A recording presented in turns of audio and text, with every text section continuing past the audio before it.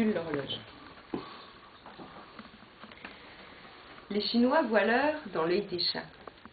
Un jour, un missionnaire, se promenant dans la banlieue de Nankin, s'aperçut qu'il avait oublié sa montre et demanda à un petit garçon quelle heure il était. Le gamin du Céleste Empire hésita d'abord, puis se ravisant, il répondit « Je vais vous le dire ».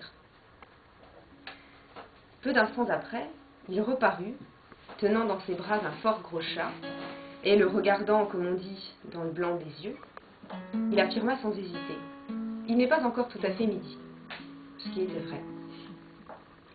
Pour moi, si je me penche vers la belle Féline, qu'a si bien nommée, qui est à la fois l'honneur de son sexe, l'orgueil de mon cœur et le parfum de mon esprit, que ce soit la nuit, que ce soit le jour, dans la pleine lumière ou dans l'ombre opaque, au fond de ces yeux adorables, je vois toujours l'heure distinctement. Une heure vaste, solennelle, vaste comme l'espace, grande comme l'espace, sans division de minutes ni de secondes.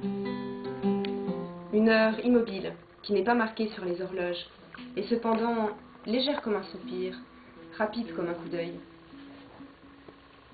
Et si quelqu'un portin venait me déranger pendant que mon regard repose sur ce délicieux cadran, quelque génie malhonnête et intolérant, quelque démon du contretemps venait me dire « Que regardes-tu là avec tant de soin? Que cherches-tu dans les yeux de cet être? Y vois-tu l'heure, mortel prodigue et fainéant ?» Je répondrais sans hésiter « Oui, je vois l'heure, il est l'éternité. » N'est-ce pas, madame, que voici un madrigal vraiment méritoire, et aussi emphatique que vous-même?